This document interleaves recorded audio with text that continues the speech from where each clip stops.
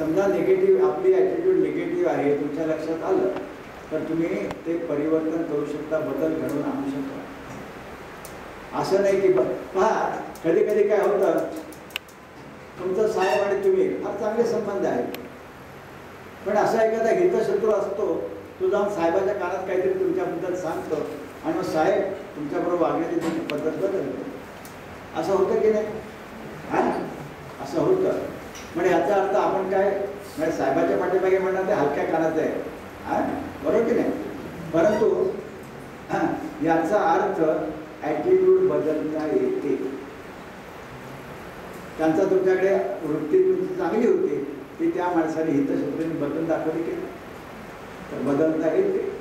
अच्छा, so attitude ही एक मोठी रेंज कव्हर करते, positive mental attitude, negative mental attitude.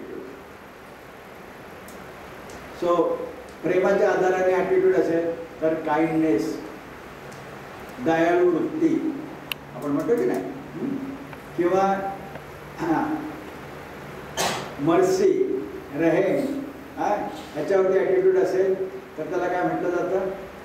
रहेम दिल, तर हिंदीमध्ये म्हणतात। सो एनिवे, तर अशा वेगवेगळ्या तुमच्या ॲटिट्यूड असतात। तुम्हाला माहिती आहे सगळ्यात खतरनाक ॲटिट्यूड, पहा ॲटिट्यूड इज कॉन्टेजियस, स्फोटक असते। एखादा युनियन लीडर गेटच्या बाहेर भाषण देतो, त्या कंपनीमध्ये त्याचे 2 पैसे पण गुंतवलेले नसतात आणि तो असं स्फोटक भाषण देतो की त्या कंपनीचे सगळे जे कामगार आहेत ते आपल्याच कंपनीची नुकसानी करतात। म्हणजे त्याच्यामध्ये त्या कामगारांची ॲटिट्यूड बदलण्याची कॅपॅसिटी आहे। त्याची ॲटिट्यूड स्फोटक आहे, तो दुसऱ्यांना स्फोटक बनवू शकतो। लक्षात तुमच्या? अच्छा, सगळ्यात बेस्ट तुम्हाला सगळ्यात खराब सांगितली, सगळ्यात बेस्ट ॲटिट्यूड कोणती? ग्रॅटिट्यूड, कृतज्ञता। अर्धा भरलेला ग्लास, त्याच्याबद्दल कृतज्ञता बाळगा आणि उरलेल्या अर्ध्यासाठी प्रयत्न करा। ओके, सो हे झालं ॲटिट्यूड बद्दल। अच्छा, आता मेंटल लिमिटेशन पहा, आपलं मनच कधी कधी कुठली गोष्ट करायची असेल तर असं काही विचार उत्पन्न करते की ते आपला हिरेमोड करतंय किंवा आपल्याला मर्यादा करतं, तू ते करू शकत नाहीस। एक जापनीज, मला नाव आठवायला लागेल, फार वेल नोन कार मॅन्युफॅक्चरर आहे तो, त्याचे वेल नोन वाक्य आहे, जर तुम्ही म्हणालात येस आय कॅन किंवा जर तुम्ही म्हणाल आय कांट, तर तो म्हणतो दोन्ही वेळेला तुम्ही बरोबर आहात। तुम्ही आय कॅन म्हणालात तर तुम्ही करू शकताय, आय कांट म्हणालात तुम्ही काही केलं तरी तुम्ही करू शकत नाही। लक्षात तुमच्या? समजा तुम्हाला तुमच्या साहेबाने एक काम दिलं, नाही साहेब मी कधी केलेलं नाही, मला जमणार नाही, अशी जर तुम्ही ॲटिट्यूड घेतली तुम्हाला कधीच जमणार नाही आणि तुमची त्याप्रमाणे प्रगती पण होणार नाही। पण जो तुम्हाला एक काम देतोय त्याला तुमची कॅपॅसिटी माहिती आहे, त्याला माहिती आहे हा माणसाने प्रयत्न केला तर जमेल याला, म्हणून तो कदाचित ते काम देत असतो। जर तुम्ही साहेब मी केलेलं नाही आहे पण मी प्रयत्न करतो किंवा मी करून दाखवतो, असे जर तुम्ही ॲटिट्यूड घेतली तर तुम्ही ते करूनही दाखवाल। लक्षात तुमच्या? सो आपण लिमिट करतो आपल्या मनाला। पहा आता मी इथे तुम्हाला ते निगेटिव्ह याचं उदाहरण सांगणार होतो ना, ते इथे आलं पहा की तुम्ही निगेटिव्ह विचार केला तर तुम्ही ते स्वतःला लिमिट करता। समजा तुम्हाला ड्रायव्हिंग टेस्टला जायचं आहे, तुम्हाला ड्रायव्हिंग लायसन्स घ्यायचं आहे, तुम्ही RTO मध्ये गेलात, ड्रायव्हिंग टेस्ट कुठल्याही परीक्षा वाटली ना की मला यश येतच नाही, असा जर तुम्ही विचार करायला लागला, मी पहिल्या अटेम्प्टमध्ये पासच झालो नाही, जे काय असं जर तुम्ही निगेटिव्ह विचार सुरू केले, पहा आय कांट डू इट असं तुम्ही म्हणाला तर काय होतं, तुमच्या जीवनामध्ये जी काही अपयश आहेत ती तुम्हाला आठवायला लागतात। हे करायला गेलो मला अपयश आलं, ते करायला गेलो मला अपयश आलं। अच्छा, नंतर ते तुम्ही तुमच्या जेव्हा दोस्तांना किंवा घरच्या लोकांना बोलायला लागता तेव्हा ते काय म्हणतात, अरे काय काळजी नको, दर खेपेल असं थोडंच होतं, येईल तुला यश. ते प्रयत्न करतात तुम्हाला प्रोत्साहन देण्याचा. आणि तरी देखील आपण कसं तरी करून तुम्हाला चढवतात आणि तुम्ही जाऊन त्या टेस्टला जाता. आणि मग काय होतं, तुमचे विचार तुम्ही करू शकत नाही आणि त्यांच्या हानी तुम्ही गेलात आणि मग तुम्ही फेल होता. फेल झाल्यानंतर परत घरी येता आणि काय करतात, बघा मी सांगत होतो ना मला जमणार नाही, परत स्वतःला सिद्ध करतात, स्वतःचं नुकसान करून. असं हे निगेटिव्हिटीचं चक्र आहे. अच्छा, आता मी तुम्हाला एक उदाहरण देतो. हे पहा, हे 9 डॉट आहेत. तुमच्याकडे सगळ्यांकडे पॅड आहे, पेन आहे आणि चांगली गोष्ट आहे. माझं तुम्हाला हे आहे की हे जे 9 डॉट आहेत हे 4 स्ट्रेट लाईनमध्ये तुम्हाला जोडायचे आणि स्वतःचा पेन न उचलता. येईल का तुम्हाला? हे झालेलं आहे ना कुठे ना कुठेतरी केलेलं आहे. त्यामुळे मी त्याच्यावर आता वेळ जास्त निवडत नाही. तुमच्या लक्षात आहे का उत्तर याचं? याचं सिंपल उत्तर आहे पहा. त्याच्यासाठी उत्तर पाहण्यासाठी आम्ही हिंट देतो की do not limit your challenges but challenge your limits. तुमची जी आव्हानं आहेत त्याला लिमिट करू नका, तर आव्हानाला चॅलेंज करा.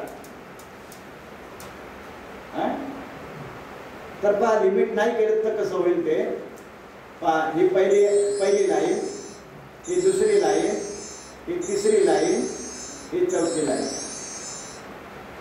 4 लाईनमध्ये केले गेले करेक्ट सगळे 9च्या 9 dot. So do not limit your this thing. याच्यावरती मी तुम्हाला ॲक्च्युली फार सुंदर असं उदाहरण देणार होतो, परंतु माझ्याकडे वेळ नाही आहे. कारण मला साहेबांना पाहिजे त्याप्रमाणे ह्याचं सोल्युशनकडे तुम्हाला घेऊन जायचं आणि ते सोल्युशन तुम्हाला प्रॅक्टिकलमध्ये मेडिटेशनच्याद्वारे करून दाखवायचं. हे मला जास्ती महत्त्वाचं वाटतं. त्यामुळे मी आता तुम्हाला बरीच उदाहरणं देत बसत नाही. हे दुसरं एक उदाहरण आहे, जाऊ द्या. ॲझम्पशन. आपण ॲझ्युम करतो कधी कधी, त्याने पण आपल्याला फार ताप होतो. काय ॲझ्युम करता तुम्ही? समजा लहानपणी आपण ॲझ्युम करतो की मी कधीच मारणार नाही, आणि आमच्यासारखे म्हातारे झाले की विल करायला सुरुवात, मृत्यूपत्र करायला वगैरे लागतं. ॲझम्पशन बदलतात इटर्नलच्या ऐवजी.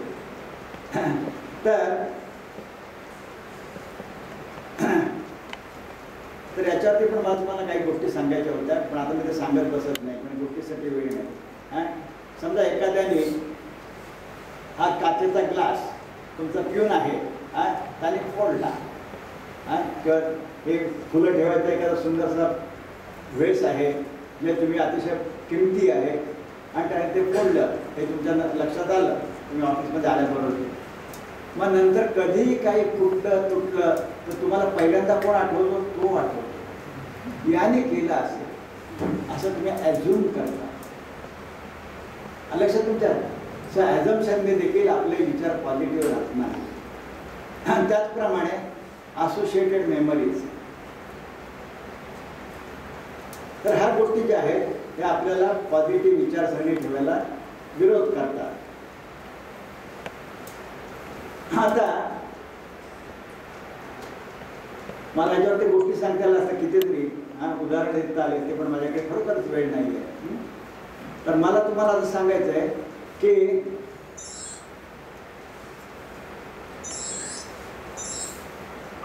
याला सोल्युशन आता पहा.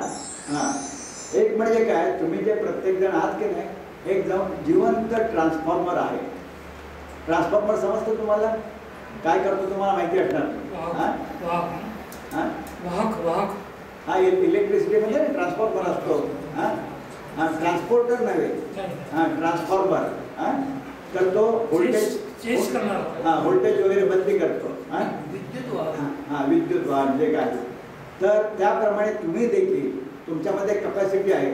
तुमच्याकडे निगेटिव्हिटी आली आपण काय एक जण भांडला तर दुसरा त्याच्याशी भांडतो, निगेटिव्हिटी आली, निगेटिव्ह तुम्ही वागला प्रत्युत्तर म्हणून. परंतु निगेटिव्हिटी आली तर त्याला पॉझिटिव्ह करण्याची कपॅसिटी तुमच्यामध्ये आहे, हे मला सांगायचं आहे.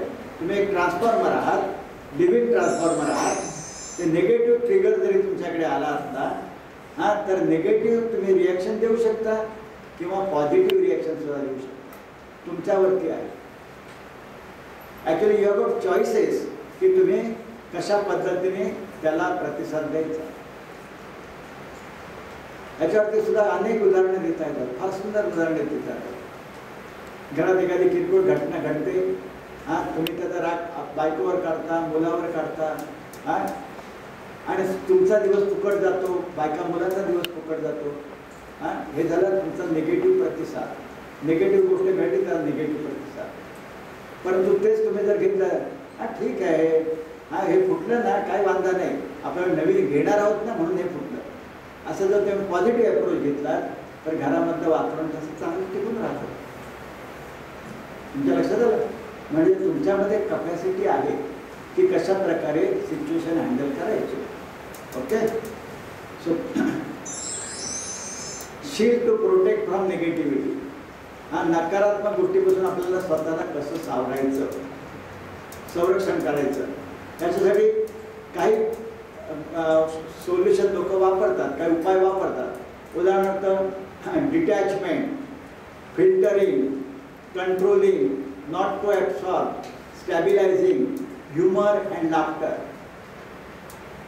म्हणून बॉम्बेमध्ये लाफ्टर क्लब आहेत, माहिती आहे का तुम्हाला? मोठमोठे CEO हा एखाद्या गार्डनच्या कोपऱ्यात गोळा होतात आणि मोठमोठ्याने वेड्यासारखे हसून सुटतात. कारण काय, आठवडाभराचा स्ट्रेस त्यांना काढायचा असतो. हां, लाफ्टर क्लब तुम्ही कदाचित ऐकलं असेल, हां, किंवा तुम्ही एखाद्या क्लबचे मेंबर सुद्धा असाल, मला माहीत नाही. हां, नॉट टू ॲब्सॉर्ब, ह्या प्रत्येकाची मला उदाहरणं देता येतील. पुष्कळ सुंदर उदाहरणं आहेत आणि सुंदर कन्सेप्ट आहेत. फक्त एक दोघांचे मी देतो वेळेअभावी. तुम्ही मला वेळ जास्त वाढवून देणार नाही का? ह्याच्यामध्ये तुम्हाला काही नुकसान आहे का? हां, वाढून दिलं तर मला वाटतं बरं होईल. पहा, विचार करा, तो पण आपण पुढे जाऊया. हां, तेवढं तरी मला दिलं ना, मी म्हणेन हृदयापासून थँक्यू म्हणेन. हां, 6:30 पर्यंत दिलं तरी. पहा, डिटॅचमेंट, हां, अटॅचमेंट आणि डिटॅचमेंट हे दोन शब्द विचारात घ्या. तुम्ही जेव्हा एखाद्या गोष्टीला अटॅच होता, हां, तेव्हा काय होतं माहिती आहे तुम्हाला? आता पहा, तुम्ही तुमच्या बायकोला अटॅच झालेले आहात, त्याचा फायदा बायको कसा घेते तुम्हाला माहिती आहे. हां, एवढीशी बायको तुम्हाला पाहिजे तशी वापरते. हां, वापरते की नाही?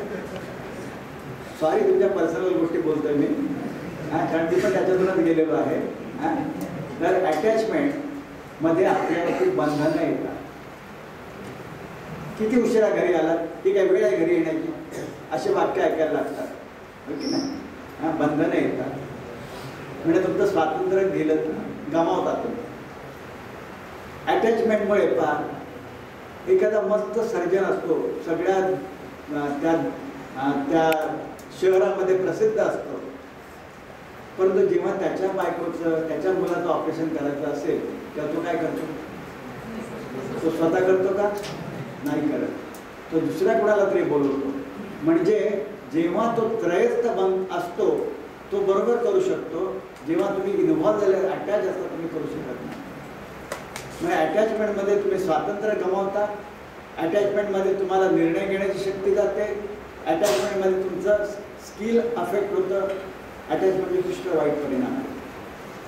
अटॅचमेंट अँड क्राईम हे बरोबर जातं, रडावं लागतं, दुःख मिळतं. परंतु डिटॅचमेंट हे जातं प्रेमाबरोबर, डिटॅचमेंट अँड लव्हिंग. आता पहा, आपला आकाशातला बाप, हां, त्याच्या आपण मुलं आहोत की नाही? आपलं शरीर देणारा जो बाप आहे त्याची आपण मुलं आहोत. आपला बाप काय करतो? लहानापासून आपल्याला मोठा करतो, आपल्यावरती मेहनत घेतो, आपल्याला प्रत्येक गोष्टीला आपल्याला सल्ला देतो, मार्गदर्शन देतो. आणि त्या मार्गदर्शनाप्रमाणे वागावं असं तो जबरदस्ती करतो. कारण त्याला काय वाटतं, अरे अजूनही मुलंच आहे, मी जीवनाचा अनुभव घेतला, ह्याला कुठे अनुभव एवढा, म्हणून तो जबरदस्ती करतो. आणि मग काय